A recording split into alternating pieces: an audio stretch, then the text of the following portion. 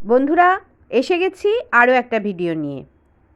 আজকে দেখাচ্ছি ফুলগুলোর ওপরে আমি কাঁচ বসাচ্ছি কিভাবে। ফুলগুলোতে আমি বড় সাইজের কাঁচগুলো বসিয়ে নিলাম, আর এই রাউন্ড পিসগুলোতে আমি ছোট সাইজের রাউন্ড কাঁচগুলো বসিয়ে নিলাম। তোমাদের আগেও বলেছি ফুল বানিয়েছি আমি 9টা, আর এই গোল পিস বানিয়েছি আমি 10টা।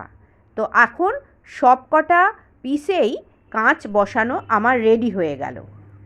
আর রেডি হলো টার্সেলের সাথে বিডস গাঁথা।